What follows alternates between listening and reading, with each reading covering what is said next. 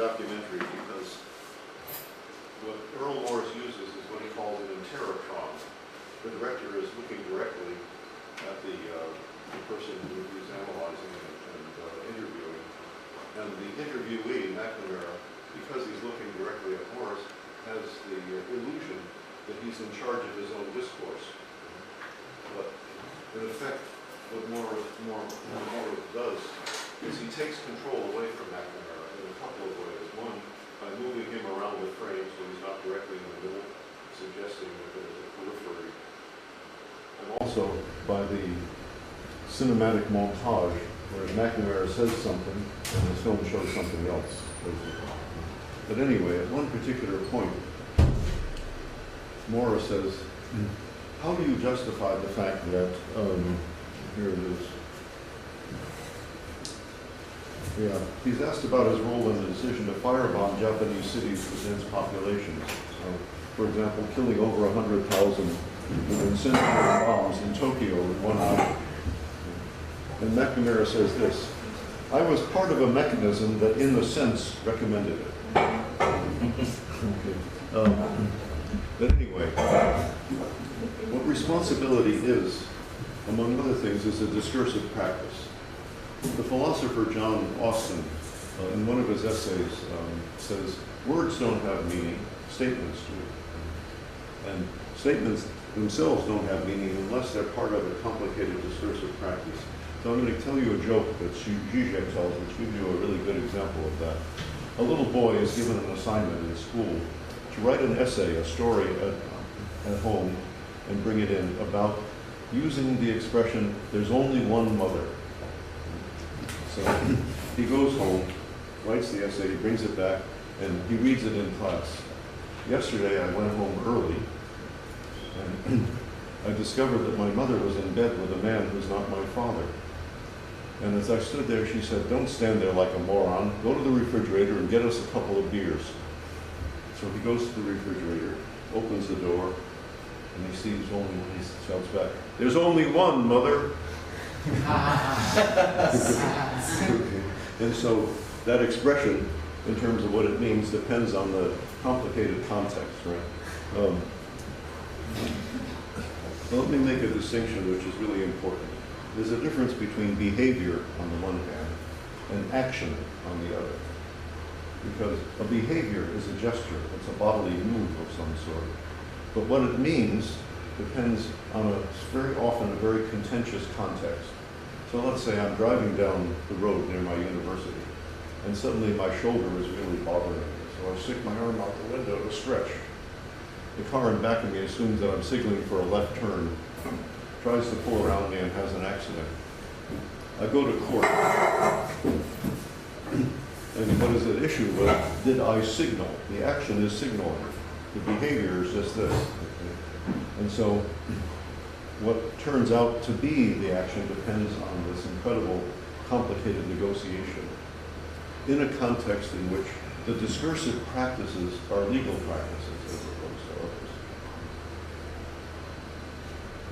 So responsibility depends, among other things, on what particular discursive practices are going to dominate the situation. And if you think about it historically, it becomes even more interesting. In the 1940s, the sociologist C. Wright Mills wrote an essay entitled Situated Actions and Vocabularies of Motive. I collected it and put it in an edited volume I did called Language and Politics, and published in '84. It's one, I think it's the lead essay. And I dug it out of a journal from the 1940s. But anyway, what he says in kind of an ironic way is, we seem to have lost our desire to do evil. And if you ask what that means, it doesn't mean we don't do bad things anymore. It means that religious discourse is not the frame within which people are judged. And so he begins to show that historically vocabularies of motive change depending on what the cultural and political authority structure is that creates certain discursive practices within which responsibilities are decided, as it were. There's another way to talk about it, and that is the question always with respect to a gesture, a picture, or almost any kind of text has to do with what discursive space does it get located in. There was a nice essay years ago by Rosalind Krauss, who has been the editor of the journal October. It's an art history journal mostly, but it does critical theory. And the essay was entitled "The Discursive Spaces of Photography." And one of the things she did was she showed the same image, a picture of a lake. In one of the pictures, the lake was very clearly defined. The boundaries were clear because it was basically a geologist analysis of the lake. In another picture, the lake was not that clear. The boundaries were vague, and there were clouds and so forth that were much more evident. And that was an aesthetically oriented picture of the same thing. And so the question is, what discursive space do you locate the picture in? In the discursive spaces of aesthetic analysis or the discursive spaces of geological analysis? And so the question always is, with respect to problems of responsibility, action, what something means, it very much depending on what context dominates.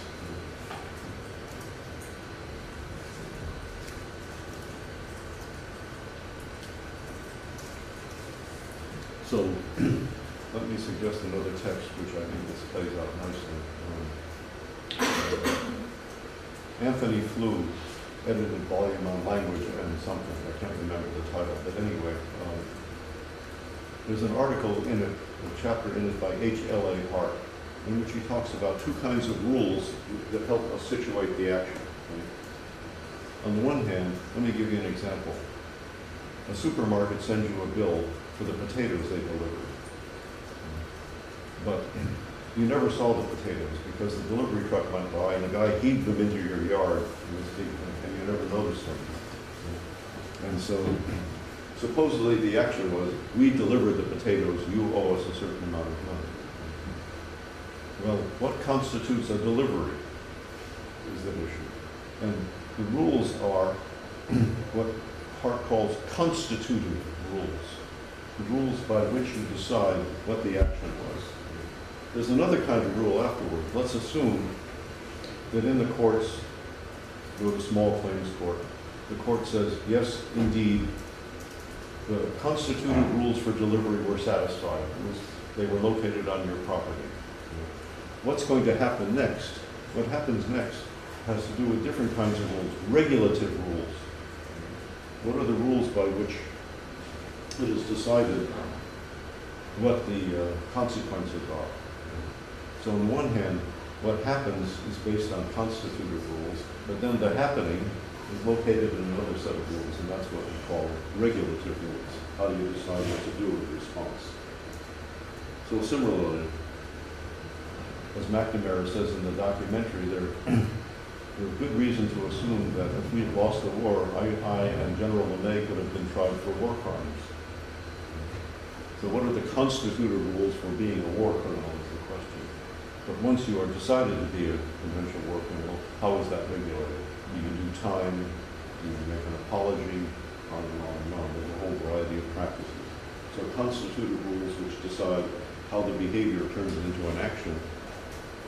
Regulative rules in terms of to decide how do we respond to it, what agencies are prevail and so forth and so on. I was thinking a lot of the regulative rules and the constitutive rules some years ago when I opened Time magazine.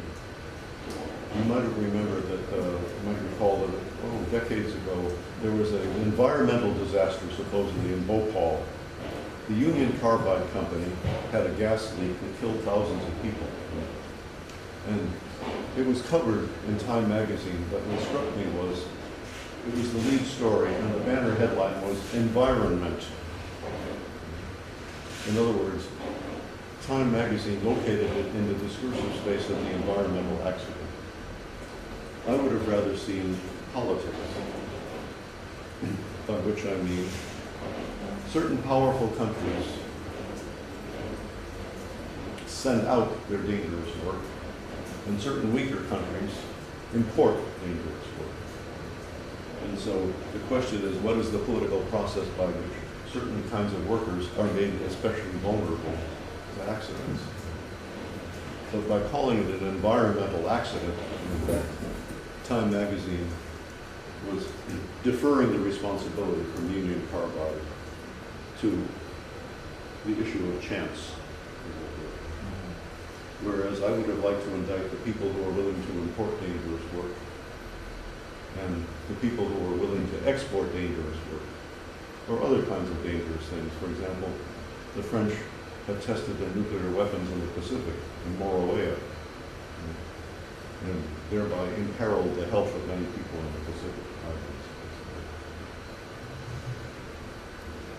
But anyway, with that as preface, we can show the film and then talk about the responsibility, because it's the major topic that comes up constantly as McNamara is being interrogated.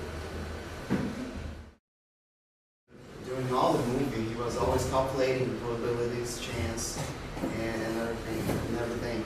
That was exactly the logic that they probably that Kennedy thought when he contracted him. So I think one of the questions that is not present at the movie, well, so exactly, but it is a question very important, is the relation between civil and military during a conflict, during a war, because General LeMay was one of the general's most believers during the movie, and more than one time they opposed each other.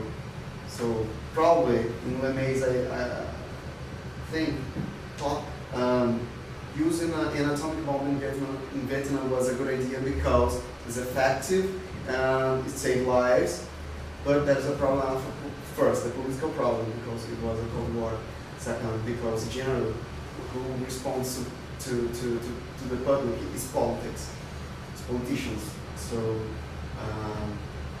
and at the same time, there's so many things that came to my mind when I started to think about it. So I think about Clausewitz, I think about Thomas Hobbes, but by the end, he says something that reminds me Calvin Clausewitz, and say war is complex, and that's one of the first things that the Clausewitz says is war is something complex, something. The idea is simple, but but in fact it's very complex. And I think it's true. I think when he says that he was just a piece of something bigger than he, I think he was not so wrong. Yeah, when Clausewitz is saying war is complex, basically he's saying it from the point of view of someone who's trying to prosecute a war effectively. The friction of the battlefield, all of these things are a problem. Not the idea of going to war, which is an important thing to do. Because Clausewitz was very much a Hegelian. Hegel said very specifically, war is necessary. And he didn't mean necessary meaning you have to do it. When Hegel spoke of necessity, he meant it's understandable. That it's inevitable that history is going to drive us this way. You might as well do it well.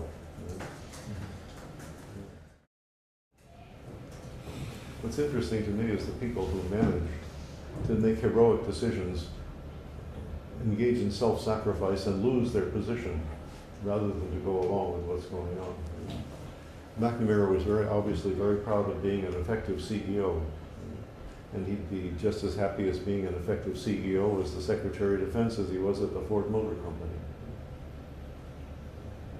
And now he's been busy trying to clean up his act. He's written 2 or 3 books trying to justify his life, right? Because he's come under tremendous criticism. Yes, I think that's the problem of complexity, because it's an easy excuse, because the moral imperatives are quite simple. Do not kill, not harm other people. But when he says that war is so complex and so bigger than him, it's a way to don't take the responsibility for his choices. Yeah. Think of just a trivial little moment in the lives of others where the neighbor is eavesdropping and figures out that her neighbor's house is being bugged, right? And the guy comes to her and says, if you tell anybody, your child will not go to school. And so there's your choice, you know? Do you do the right thing at huge personal cost or not? here I think there's a paradox because on the one hand, he's very self-absorbed. He's I, me. Yeah. Even when he's crying about the president, Yeah. he's so proud because he was the one who chose where. Chose the burial site. Burial Yes. site. That's the biggest thing about the death of And Kennedy for him. yes. Yeah. At the same time that he's so egotistical, he doesn't take responsibility when they think, what did you do? He doesn't say I. He's always Yeah. putting the blame on the system or the Yeah. president or another thing. And one way to say it is he objectifies himself, and he's constantly writing his autobiography, right? And trying to make sure that that autobiography comes out the right way. Right? And it's a heroic and difficult struggle, right? And he's trying to do it during this documentary, and Morris isn't quite letting him do it by the way he raises the question, by the way he positions it. But that's kind of a microcosm of the general problem that McNamara has, and that is he can't control history and how he will have been. Yes. I think this is Yeah, part of right. his personality, because he's a self-made man. Yeah. Me and me. Yeah. Yeah. And he almost thinks teleologically, right? That his ability to get into the front row of his little classroom basically predicted how he would then, end up in this particular kind of way. So in fact, there's an interesting background to Benjamin Franklin's autobiography. Franklin was told to write his autobiography in such a way that he invented himself as an exemplary American. In other words, he was inventing himself as a regulative ideal, as it were. The biography isn't just Benjamin Franklin, it's the invention of a Benjamin Franklin that fits into a particular kind of patriotic story. And he very explicitly did it that way. And that's in a sense what McNamara is doing. But he's trying to preserve, among other things, the American dream, that the self-made man can do the right thing and still succeed. That it doesn't take, huge moral costs. But I think as well that this idea of him reproducing all the time his idea of himself and of the situations, and at the same time this idea that maybe war is a moment where you have to take certain responsibility or make certain decisions at like that point of time, and this will guide you into one direction or another. But somehow the responsibility, you're not always in one situation where you take this responsibility. You always have kind of a second choice to reassess and reevaluate if what your stake in the situation is. And then you were saying about the movie of Life of Others. And there's the second situation where the neighbor, he asks her to bend his tie. And she's completely perplexed because she knew that this could be the moment where she could actually tell him to.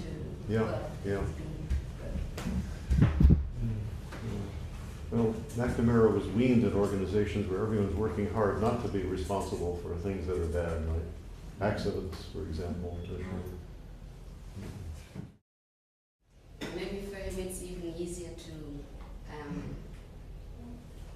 not easier, but or emotionally more interesting as well to talk about the Vietnam time or era for him than to talk maybe about his presidency at World Bank, which had this impression. Yeah. About the time he was president of the World Bank, he was on a boat on a holiday somewhere, and someone attacked him physically, jumped on his back, knocked him down. He made a lot of enemies.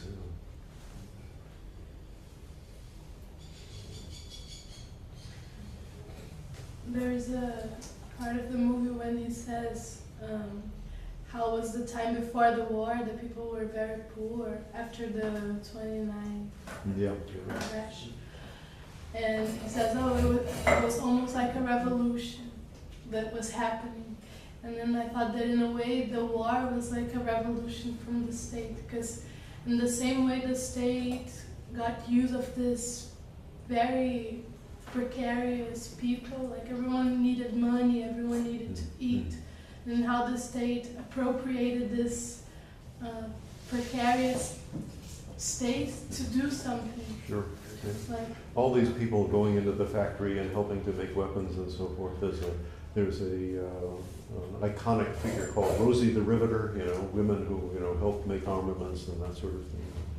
yeah, it's very perverse, like, and very like the Nazi states too, right? Because it was kind of similar, the situation, because they were very vulnerable. I think the population was very vulnerable at that point. And then that's a question: where did that money come from? Because the state was crashed. How did they have the money to like heat so much the industry to make the? America still had a huge amount of industrial strength and a lot of people who were consumers, and making things, people buying things. Even in that 30s. Yeah, right, sure.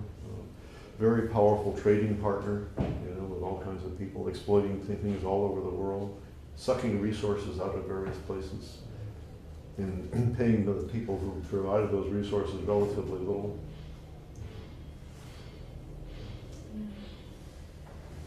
And then I was thinking that the Americans were the big enemies of Japan, and then they were their saviors, like a couple of years afterwards, right? Mm-hmm. And how did that change from being the enemy to the angel happen inside Japan, like, because they saw the Americans as their enemies, and they were their model, not only their model, but Well, the period from World War II to then the Cold War was a radical change in the cartography of enmity, basically.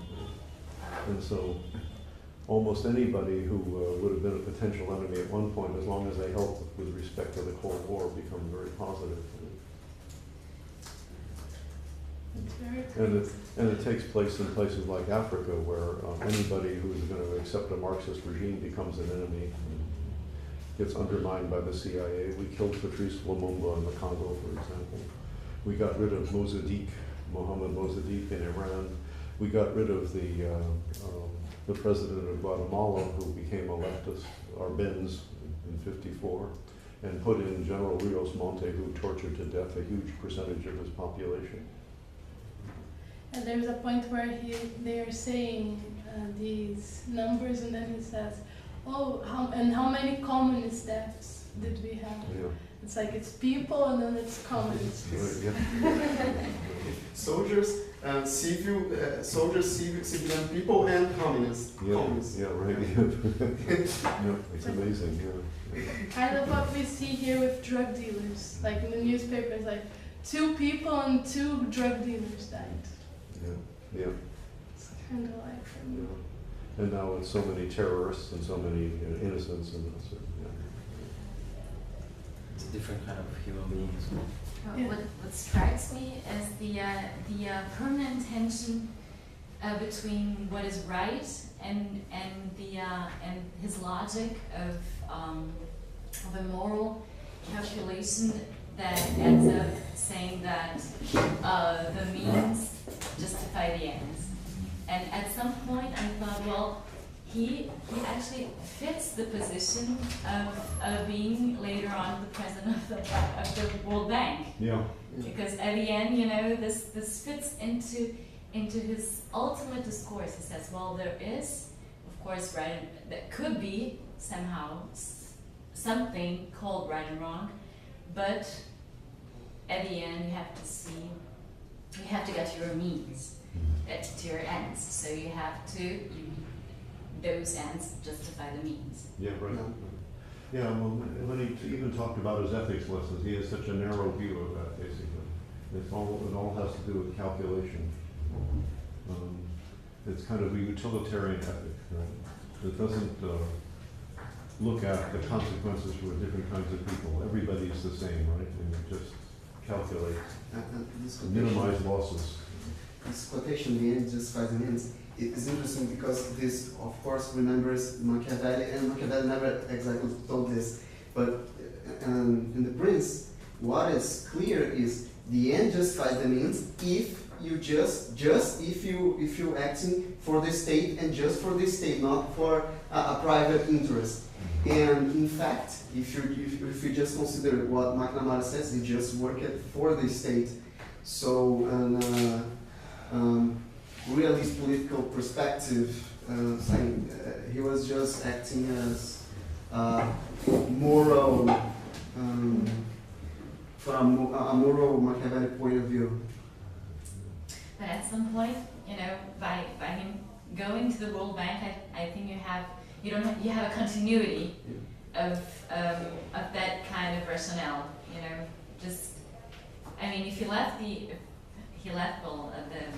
his position as secretary and would go, I don't know, do something else or go into back to politics somewhere or into a non-governmental organization. This is very interesting because he was able to work in a lot of different kinds of he was able to work in government, he was able to work in industry, he was able to work in international organizations. Probably he was just a real CEO. Doesn't matter where you put him, he could do the job. Take a look at Obama's choices, for example. Recently, he was willing to develop a huge amount of sanctions against Russia for what they're doing in the Ukraine, right? But what Russia is doing in the Ukraine is minimal compared to what China was doing in Tibet and a whole variety of other parts of China, right? So why is it we don't bring huge sanctions to China? Right? Why? The answer is because we do business with China. And the business we do is so important to our economy that we can overlook huge number of human rights violations that are going on there or in a whole variety of other places. Why do human rights always come last? Because precisely the way McNamara thinks, nations and their boundaries and their sovereign privileges are much more important. And as long as we can do business across these sovereign boundaries as entities, the hell with what they're doing to their people. Marcos was one of our best allies when he was killing all his political opponents, engaged in massive torture throughout the Philippines. The mayor of Honolulu at least spoke up. The governor of Honolulu used to have double date with Marcos and his wife whenever he visited Hawaii.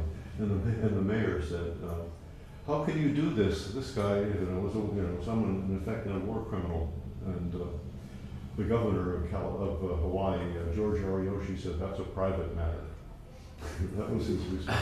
It's a private matter, killing your political opponents and torturing people. Private.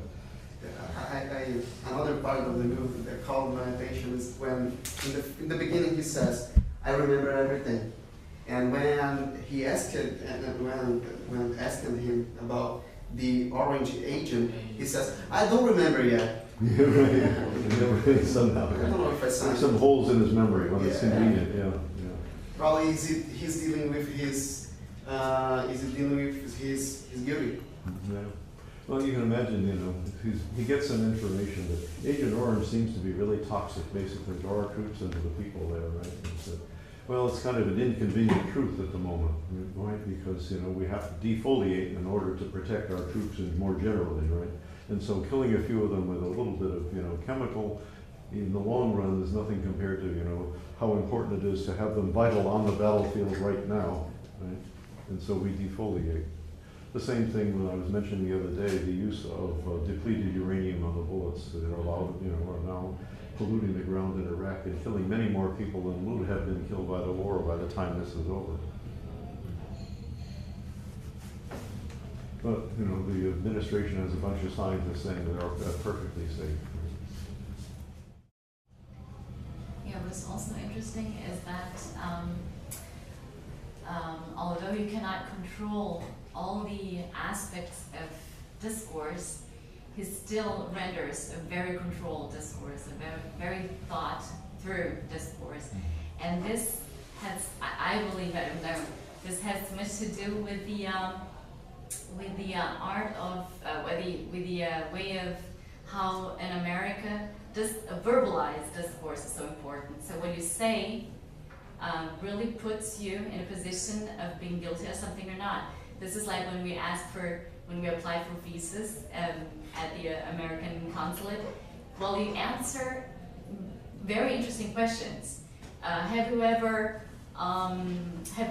been guilty of being a terrorist? Have you ever set a bomb somewhere? Have you ever, you know, I mean, many of us have already, you know, and we always, I always ask myself, oh my God, I've never thought of it.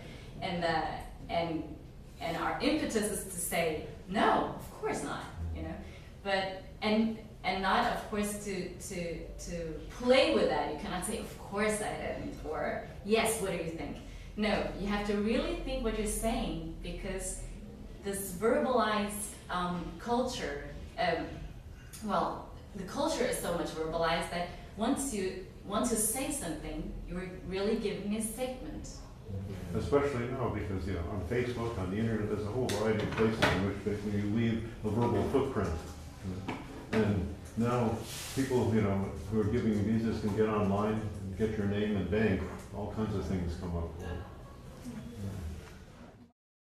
Regarding these last two contributions, I was thinking, on the one hand, how this verbalization, in a sense, relates to a certain conception of autonomy, because saying something relates to being very close to what you actually are thinking, and thus are committing yourself autonomously.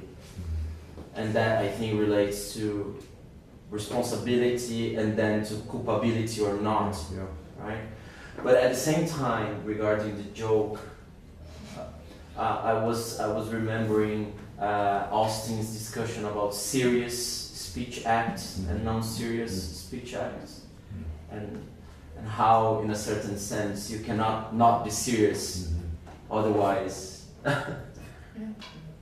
you're arrested or tortured or.